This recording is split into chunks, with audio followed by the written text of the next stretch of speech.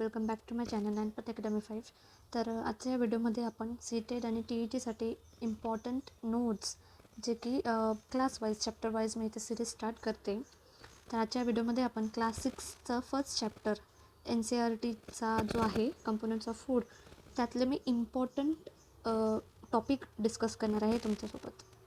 So हे आपल्याला तर माहिती आहे की सीटेड क्वेश्चन पेपर जेव्हा सायन्स आणि इतर सब्जेक्टविषयी येतो तर हे टेक्स्टबुकचं बाहेरून काही ते विचारत नाही, बरोबर. सो त्यासाठी इथे मी तुमच्यासोबत इम्पॉर्टंट जे कन्सेप्ट्स आहेत पर्टिक्युलर चॅप्टरच्या त्या डिस्कस करणार आहे. सो मी डायरेक्ट इम्पॉर्टंटच तुम्हाला इथे स्क्रीनवर देणार आहे, जेणेकरून तुम्हाला तुमच्या नोट्स बनवायला सोपं पडेल. So let's begin. Okay, so इथे जर आपण NCERTचा फर्स्ट लेसन बघितला तो आहे कंपोनंट्स ऑफ फूड. ठीक आहे, इथे बेसिकली आपण जे रोजचं जेवणामध्ये जे आपले पदार्थ जे यूज होतात, जे भाजी पोळी राईस डाळ वगैरे सलाड, त्याबद्दल थोडक्यात डिस्कशन केलेलं आहे. ठीक आहे, ह्यानंतर आपण जर पुढे बघितलं तर इथे एक छोटंसं डेफिनेशन दिलेलं आहे. ती डेफिनेशन अशी आहे की ingredients contain some components that are needed by our body. ठीक आहे, असे काही इंग्रेडियंट्स असतात जे आपल्या बॉडीसाठी खूप इम्पॉर्टंट आणि हेल्पफुल असतात. त्या अशा सगळ्या कंपोनंट्सला आपण न्यूट्रियंट्स असं म्हणतो. काय म्हणतो? अशा कंपोनंट्सला आपण न्यूट्रियंट्स म्हणतो. तर ह्या सगळ्या न्यूट्रियंट्स आपल्या बॉडीला खूप इम्पॉर्टंट असतात. तर कुठले असे न्यूट्रियंट्स असतात ते, तर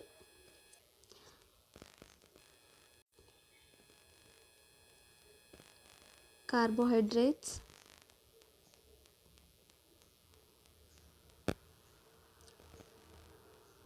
प्रोटीन्स, फॅट्स, विटामिन्स आणि मिनरल्स.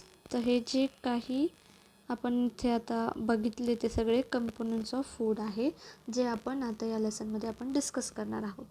ओके, सो इथे जेव्हा डिस्कशन आपण स्टार्ट करू तर इथे एक ह्या बॉक्समध्ये एक खूप अशी इम्पॉर्टंट कन्सेप्ट जी आहे ती दिलेली आहे. तर हे तुम्ही तुमच्या नोट्समध्ये लिहून ठेवा. तर याच्यात काय म्हटलं आहे, a dilute solution of iodine can be prepared by adding few drops of tincture iodine to a test tube half filled with water. म्हणजे काय, तर आपल्याला जर डायल्यूट सोल्युशन बनवायचं असेल, ठीक आहे, डायल्यूट सोल्युशन ऑफ आयोडीन हे कसं बनतं हे जर विचारलं तर तुम्हाला हे सांगता आलं पाहिजे. म्हणून इथे एक छोटीशी प्रिपरेशन त्याची दिलेली आहे. तर ते बनवण्यासाठी आपण काय करतो, तर few drops of tincture iodine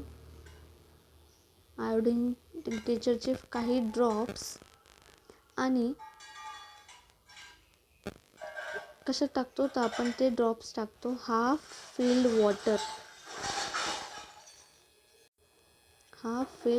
water.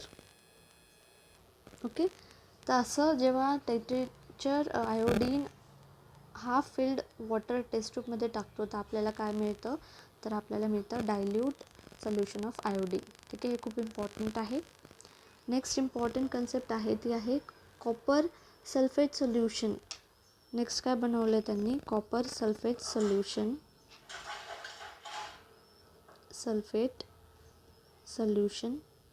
तर ती कशी बनते त्याची सुद्धा त्यांनी इथं प्रोसेस दिलेली आहे. Can be prepared by using dissolving 2 grams of copper sulphate. तर 2 ग्राम कॉपर सल्फेट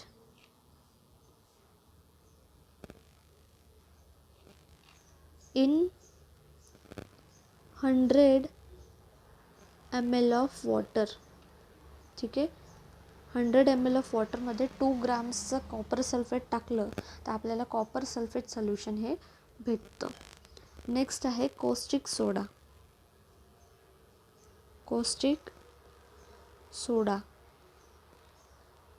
सो 10 ग्राम कॉस्टिक सोडा,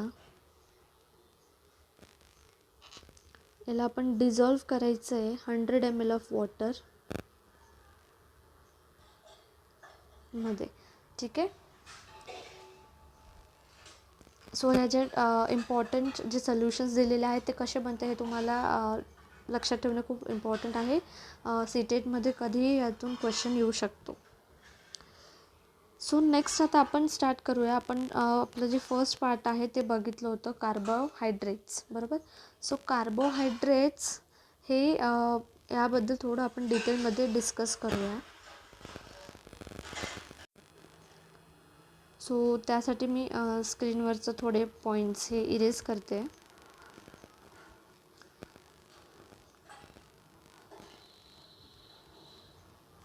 ओके. सो कार्बोहायड्रेट्स,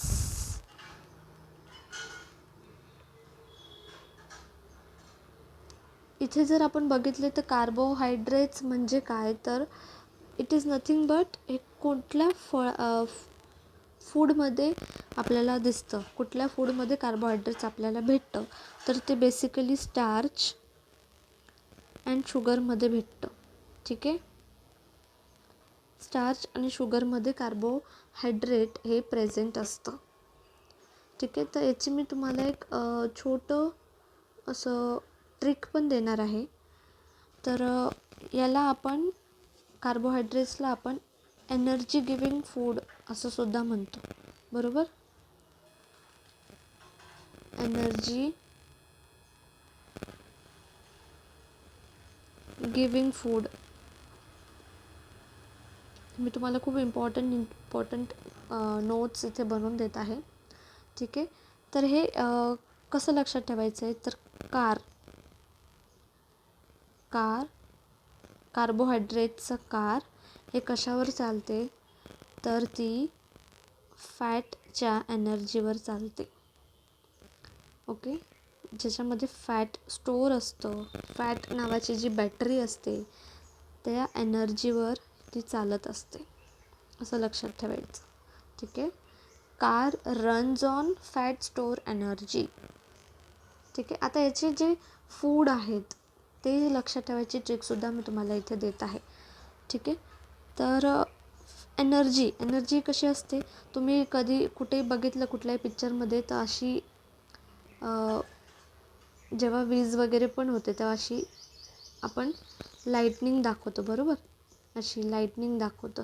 ती कधी पण कुठल्या कलरची असते, तर ती व्हाईट कलरची असते, राईट. व्हाईट कलरची विजा वगैरे होत असतात. म्हणून एनर्जी ही कशी असते, तर ही व्हाईट कलरमध्ये असते, असं लक्षात ठेवायचं आहे. ठीक आहे. म्हणजेच काय, तर व्हाईट कलरचे जे काही पदार्थ आहे त्यामध्ये स्टार्च आणि शुगर हे असतं. मग कुठले आहेत एक्झाम्पल, कुठले आहेत, तर राईस, रोटी किंवा चपाती,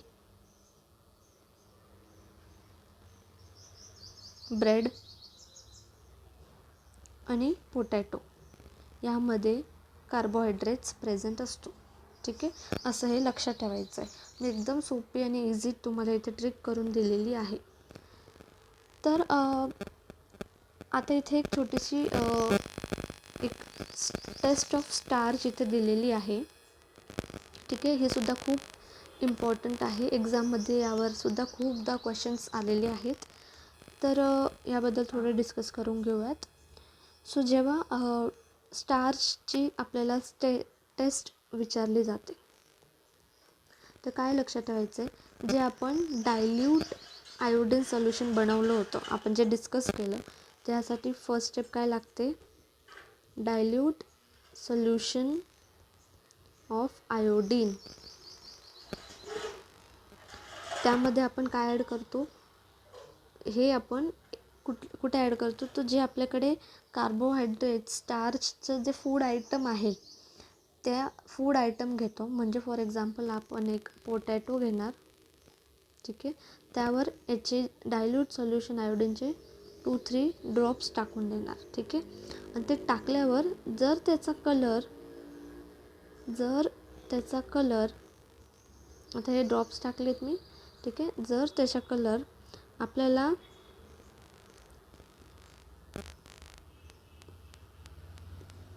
डार्क ब्लॅक, ब्लू ब्लॅक म्हणजेच हे बघ, असा जर कलर त्याचा आला, डार्क ब्लू ब्लॅक किंवा पर्पलिश असा,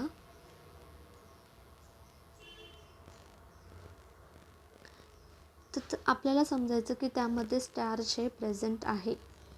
ओके. सो जेव्हा आपल्याला स्टार्चची टेस्ट करायची असते तर त्याच्यावर आपण डायल्यूट सोल्युशन ऑफ आयोडीन टाकतो 2-3 ड्रॉप्स फूडवरती, आणि त्याच्यानंतर काही वेळानंतर त्याच्यावरती तो जो सोल्युशन टाकलं होतं त्या जागेवर आपल्याला ब्लू ब्लॅक कलरचा पॅच दिसतो. तर त्याने आपल्याला कळतं की यामध्ये स्टार्च हे प्रेझेंट आहे. ओके.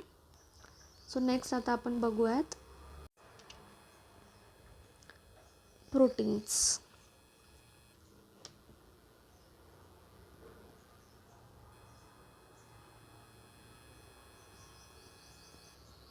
प्रोटीन्स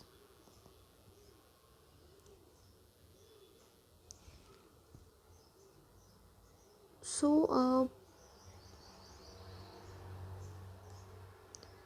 प्रोटीन हे आपल्याला बॉडी बिल्डिंग फूड्स असं म्हणतो आपण प्रोटीन्सला. Body building foods. ठीक आहे.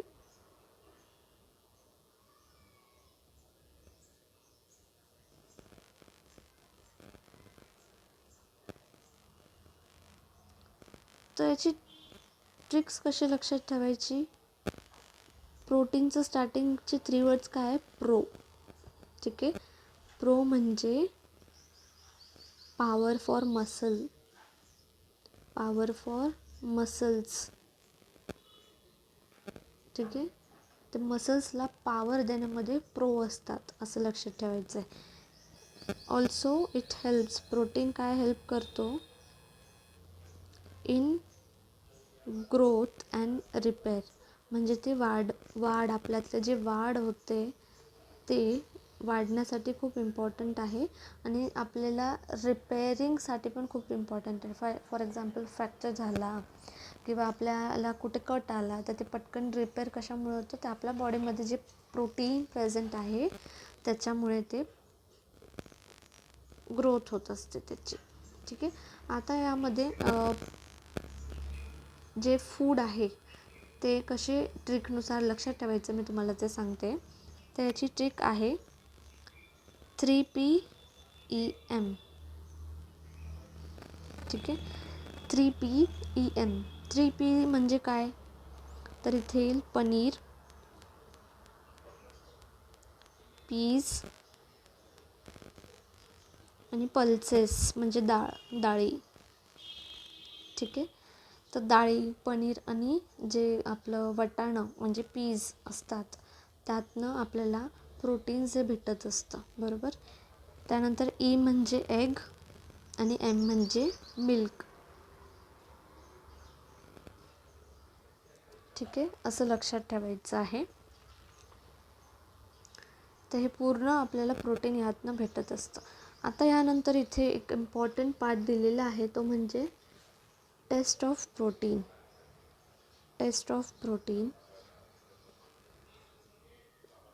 तर तुम्हाला प्रोटीनची टेस्ट ही कशी ओळखायची आहे परत मी तुम्हाला इथे सांगते. आता आपल्याला इथे कॉपर सल्फेट हे लागणार आहे. बरोबर. आता आपल्याला ही टेस्ट करण्यासाठी परत काहीतरी ग्राइंड असं मॅश केलेलं किंवा पावडर फॉर्ममध्ये आपल्याला प्रोटीनचं हे फूड घ्यायचं. बरोबर. एका टेस्ट ट्यूबमध्ये आपण ते फूड पावडर करून किंवा क्रम्बल करून किंवा स्मॅश करून ते टाकणार. ते टाकल्यावर आपण त्याच्यावरती 10 ड्रॉप्स ऑफ वॉटर, पहिले काय टाकणार आहे? 10 ड्रॉप्स ऑफ वॉटर टाकू आणि मग त्याला शेक करायचं. ते टेस्ट ट्यूबला चांगलं हलवून घ्यायचं, शेक करायचं, जेणेकरून त्याच्यातले सगळे जे पार्टिकल्स आहे फूडमधले ते वॉटरमध्ये येऊन जातील. बरोबर. मग ते वॉटरमध्ये आल्यानंतर त्याच्यानंतर त्यामध्ये आपण 2 ड्रॉप्स ऑफ कॉपर सोल्युशन टाकायचं आहे. solution of copper sulfate. ठीक आहे, कॉपर सल्फेट सोल्युशन हे 2 ड्रॉप्स आपण टाकायचं आणि plus 10 drops of caustic soda solution. ठीक आहे, हे टाकल्यावर परत ती टेस्ट ट्यूब छान अशी शेक करून घ्यायची. ठीक आहे, आणि हे टाकल्यावर शेक केल्यावर तो जो कलर आहे सोल्युशनचा तो व्हायलेट किंवा पर्पल असा होणार. बरोबर, तर त्याचा अर्थ काय, त्यामध्ये प्रोटीन हे प्रेझेंट आहे. ठीक आहे, नेक्स्ट आपण आता डिस्कस करणार आहोत फॅट्सबद्दल. तर फॅट्समध्ये एवढं काही इम्पॉर्टंट असं टेस्ट वगैरे दिली नाही. त्याची एक सिम्पलशी टेस्ट दिलेली आहे. ती म्हणजे कुठलाही एक फूड प्रोडक्ट घेऊन एका पेपरवर तो प्रोडक्ट ठेवायचा आणि त्याला दाबायचं, वरतून प्रेस करायचा. प्रेस केल्यावर परत तो जो पेपर किंवा जो टिश्यू आहे तो ओपन केला तो तुम्हाला इथे असे पॅचेस येतील. बरोबर, तर ऑइल लागेल, त्याचं ऑइल. तर ते ऑइल जेव्हा पेपरला लागतं त्याच्यावरनं आपल्याला इमॅजिन करायचं राहतं, अंडरस्टँड करायचं राहतं की हा याच्यामध्ये ऑइल प्रेझेंट आहे म्हणून हा फॅट कंपोनंट ऑफ फूड आहे. ठीक आहे, असं तुम्हाला या टेस्टने कळतं. सो मग याचे फॅट्स नेमकं कशात प्रेझेंट असतं, तर फॅट्स हे मिल्कमध्ये असतं, बटर, घी, ऑइली जे पदार्थ असतात त्यामध्ये फॅट्स हे प्रेझेंट असतं. त्याच्यानंतर मीठ, फिश, एग्स, आणि मग आपली जी क्रीम वगैरे असते त्यामध्ये हे प्रेझेंट असतं. ओके,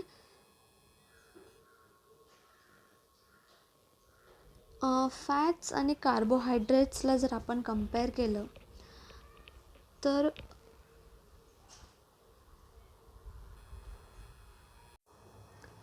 दोघांमध्ये काय कॉमन येतं, तर दोघंही एनर्जी गिविंग आहे. बरोबर, फॅट पण एनर्जी गिविंग आहे आणि कार्बोहायड्रेट्स पण एनर्जी गिविंग आहे. पण जास्त एनर्जी कोण देतं, तर फॅट्स. ठीक आहे, फॅट्स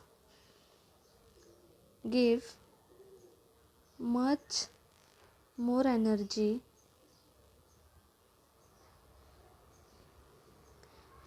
कंपेअर टू कार्बोहायड्रेट. ठीक आहे, आणि हे सेम इथे स्टेटमेंट ते इथे दिलेलं आहे, हे बघा. ठीक आहे, सो नेक्स्ट आपण आता इथे जर तुम्ही बघितलं तर इथे फॅट्सचे जे फूड प्रोडक्ट्स आहेत ते इमेजमध्ये सुद्धा दिलेलं आहे, जेणेकरून इझिली तुम्हाला समजायला वगैरे लक्षात राहील. इथे कार्बोहायड्रेट्सचे दिलेले आहेत आणि असे प्रत्येक पेजवर फूड प्रोडक्ट्स हे दिलेले आहेत. सो आता आपण नेक्स्ट पार्टकडे जाऊयात, तो आहे म्हणजे विटॅमिन्स. ठीक आहे, विटॅमिन्स. सो विटॅमिन्सबद्दल जर आपण डिस्कस केलं तर विटॅमिन आणि मिनरल्स वगैरे बेसिकली आपल्याला सिक्युरिटी देतात. सिक्युरिटी गार्ड्स असतात ते आपले.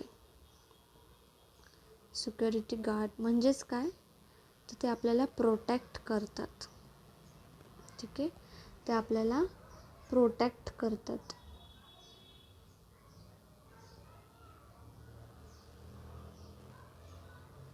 म्हणून त्याला प्रोटेक्टिव्ह फूड असं सुद्धा म्हणतो आपण, प्रोटेक्टिव्ह फूड.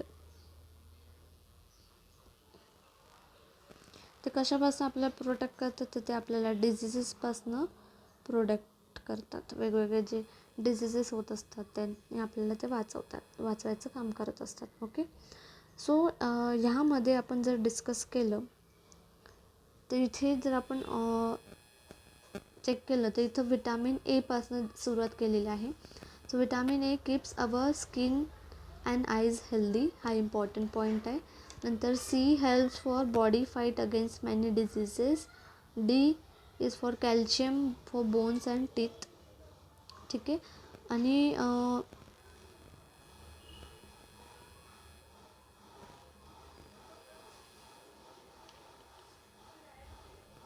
इथे जर तुम्ही खाली ऑब्झर्व केलं तर विटॅमिन्स हे वेगवेगळ्या प्रोटेक्टिंगसाठी यूज असतो. म्हणजे आईज, बोन्स, टीथ, गम्स असं इथे त्यांनी स्टेटमेंट दिलेलं आहे.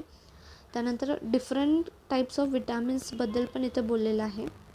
जसं विटॅमिन ए, सी, डी आणि ई आणि के हे व्हेरायटीज ऑफ विटॅमिन्स आहेत. पण यामध्ये एक ग्रुप ऑफ विटॅमिन्स बनलेला आहे, जो आहे विटॅमिन बी कॉम्प्लेक्स. ठीक आहे. बी कॉम्प्लेक्समध्ये अजून बरेचसे विटॅमिन्स आहेत, जसं B1, B2, B3, B12 and all. ठीक आहे.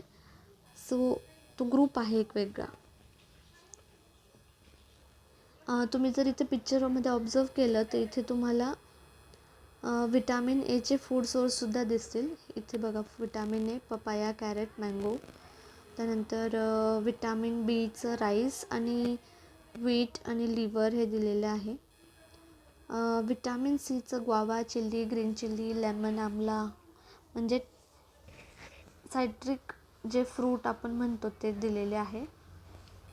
आणि डीमध्ये फिश, एग वगैरे हे, लिव्हर वगैरे, बटर मिल्क वगैरे सगळं एक्झाम्पल इथे दिलेलं आहे, तर ते तुम्ही तुमच्या नोट्समध्ये नोट डाऊन करू शकतात. नेक्स्ट आपण डिस्कस करणार आहोत तो म्हणजे इथे एक स्टेटमेंट दिलेलं आहे जे आपल्याला असर्शन आणि रिझनिंगसाठी खूप इम्पॉर्टंट आहे. सो ते स्टेटमेंट आहे, rice has more carbohydrates than other nutrients. Thus, we say that rice is a carbohydrate-rich source of food. ठीक आहे. राईसला रिच कार्बोहायड्रेट असं का म्हटलं जातं, तर त्याचं इथे एक्सप्लेनेशन दिले. कारण की राईसमध्ये कार्बोहायड्रेट्स जास्त प्रेझेंट असतात, म्हणून त्याला आपण असं म्हणतो. तर याचं अजर्शन आणि रिझनिंगमध्ये क्वेश्चन येऊ शकतो तुम्हाला, ते तुम्ही लक्षात ठेवायचं आहे. नेक्स्ट आपण जर बघितलं तर डायटरी फायबर्सबद्दल यामध्ये डिस्कस केलेलं आहे. सो डायटरी फायबर्स म्हणजे काय, न्यूट्रियंट्सला जर सोडलं बाजूला तर आपल्या बॉडीमध्येला डायटरी फायबर्ससुद्धा खूप इम्पॉर्टंट असतात. आणि वॉटरसुद्धा, डायटरी फायबर्स अँड वॉटरसुद्धा हे इम्पॉर्टंट असतं. ठीक आहे. तर याला आपण काय म्हणतो, याला आपण म्हणतो रफेज. रफेज मेनली आपल्याला फूड प्रोडक्ट्स जे प्लांटपासनं भेटतं, जे धान्यापासनं, पल्सेस, फ्रूट्स, व्हेजिटेबल्सपासून जे भेटतं. म्हणजे फॉर एक्झाम्पल आपण जर ॲपल खाल्लं तर ॲपलची जी स्किन आहे ती रफेजमध्ये जाते, बरोबर. म्हणजे त्याचे वरचं जे साल असतं ते रफेज धरलं जातं. तर असे बरेच प्लांट्स प्रोडक्ट असतात ज्याला आपण रफेज म्हणून आपण इनटेक करतो, पण त्याचं जे न्यूट्रियंट असतं ते आपल्या बॉडीला एवढे इम्पॉर्टंट नसतात. ठीक आहे. म्हणून पण ते आपल्या अनडायजेस्टेड फूडमध्ये इन्व्हॉल्व होऊन आणि पाण्याबरोबर त्याचं काहीसं पार्ट ॲब्झॉर्ब होतो आणि त्याच्यानंतर तो वेस्ट म्हणून आपल्या बॉडीला बाहेर पडतो. म्हणजे युरिन फॉर्ममध्ये आपण त्याचं वेस्ट करतो किंवा स्वेट, घामा थ्रू आपण त्याचे जे वेस्ट पार्टिकल्स असतात ते काढत असतो. ठीक आहे. जे वॉटरमध्ये ऑलरेडी डिझॉल्व झालेले असतात ते. सो आपल्या बॉडीला खूप सारं असं पाणीसुद्धा लागतं, म्हणून आपण पाण्याचे पदार्थसुद्धा घेतो, जसं पाणी, दूध, चहा, कॉफी अँड ऑल. ठीक आहे. तर हे सगळे आपले डायटरी फायबर्स आणि रफेजमधले आपण डिस्कशन केलं आहे. तुम्हाला फक्त एक बेसिक आयडिया माहिती पाहिजे की डायटरी फायबर्स म्हणजे काय. तर डायटरी फायबर्स आणि वॉटर म्हणजे रफेज, जे आपल्या बॉडीतलं वेस्ट पार्ट काढण्यासाठी हेल्प करतात. नेक्स्ट इथे जर पॉईंट आपण डिस्कस केला तो आहे balance diet. So balance diet म्हणजे काय, तर आपले जे रफेज आहे आणि पाणी जे आहे त्याला बॅलन्स करता आलं पाहिजे. ठीक आहे, अशी डायट जी आपल्याला बॅलन्स करता आली पाहिजे आपल्या रोजच्या फूड इंटेकमध्ये, त्याला आपण बॅलन्स डाएट असं म्हणतो.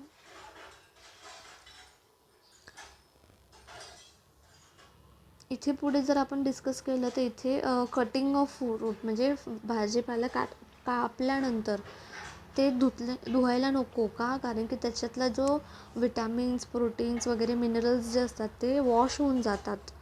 म्हणून आपल्याला आधी वॉश करून मग कट करणं कधीही खूप उपयोगी असतं, इम्पॉर्टंट असतं. याबद्दल त्यांनी छोटंसं डिस्कस केलेलं आहे. ठीक आहे, तुम्ही व्हिडिओ पॉज करून सुद्धा इथे हे रीड करू शकतात. ठीक आहे. The skin of many vegetables and fruits contain vitamin mineral. Repeated washing of rice pulses also may remove the vitamin and mineral presence in them. ठीक आहे. आणि असंच विटॅमिन सी हे जेव्हा आपण कुक करतो म्हणजे जेवण शिजवतो त्यावेळेस विटॅमिन सी हे उडून जातं, म्हणून ते आपण डायरेक्टली खाणंच प्रेफर करतो. त्यानंतर इथे एक पॉईंट दिलेला आहे ओबेसिटी कोणाला म्हणतात, तर it is very harmful to eat too much of fat rich food. जर तुम्ही जास्त फॅट प्रमाणात प्रोडक्ट किंवा फूड खाल्लं तर त्याने ओबेसिटी होण्याचे चान्सेस असतात, म्हणजे आपण जे मोटापा म्हणतो ते. ठीक आहे, तो ओबेसिटी म्हणजे फॅट जास्त खाणं, त्यामुळे होते. आणि डेफिशियन्सी म्हणजे इथे दिलेलं आहे बघा, diseases that occur due to lack of nutrients over a long period of time. म्हणजे असं डिझीजेस ज्याने तुम्हाला कशामुळे होतात, ते लॅक ऑफ न्यूट्रियन्स म्हणजे व्यवस्थित जेवण खाल्लं नसेल तर तुम्हाला डेफिशियन्सी होतात. ठीक आहे, म्हणजे विटॅमिनची कमतरता होणे किंवा तुमचे फेस सुजणं, आपलं जे कलर चेंज होतो केसांचा, ब्लॅक नंतर व्हाईट व्हायला लागतात, ते का होतात, तर त्याच्यात डेफिशियन्सी असते. ठीक आहे, आपल्यामध्ये काही कमतरता असते फूड व्यवस्थित खाल्ल्यामुळे. नेक्स्ट आहे इथे एक मी तुम्हाला तुमच्या टेक्स्टबुकमध्ये हा खूप इम्पॉर्टंट चार्ट आहे विटॅमिनचा. सो विटॅमिन एमुळे काय प्रॉब्लेम होते ते आणि त्याचे सिम्पटम्स काय आहे ते सांगितलेलं आहे. तो लॉस ऑफ विजन म्हणजे तुम्हाला दिसायला त्रास होतो, तुम्ही अंधारात रात्रीचं बघू शकणार नाही. ठीक आहे, हे सिम्पटम्स आहे. B1 विटॅमिन इज बेरीमध्ये काय होतं, तो तुमचे मसल्स जे आहेत ते वीक पडत चालतात.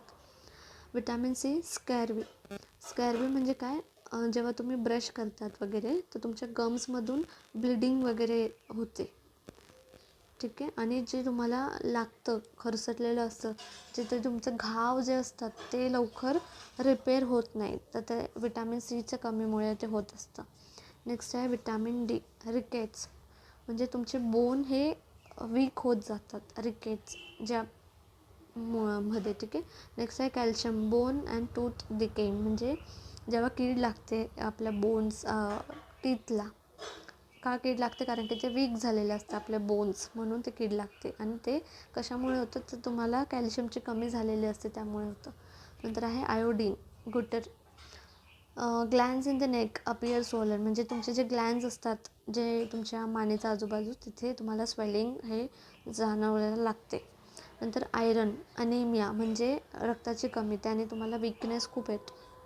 ठीक आहे, तर हे जे विटॅमिन्स आहेत ते तुम्ही कसं लक्षात ठेवणार, तर त्यासाठी मी तुम्हाला एक छोटीशी ते ट्रिक देते. ठीक आहे, विटॅमिन ए फॉर आंखे म्हणजे आईज, नाईट ब्लाइंडनेस. ठीक आहे, इथे देते मी तुम्हाला आंखे की problem, night blindness. B1 B for berry. ठीक आहे. बेरी प्रॉब्लेम म्हणजे आपले जे नर्व्स आहेत, मसल्स आहेत ते वीक होणं. विटॅमिन सी म्हणजे स्कारवी म्हणजे गम्ससाठी असतं ते सी कुठून भेटतं? विटॅमिन सी सायट्रस फ्रूटमधून भेटतात. नंतर विटॅमिन डी रिकेट्स म्हणजे बोन्स विषयी. विटॅमिन के एक्सेस ब्लिडिंग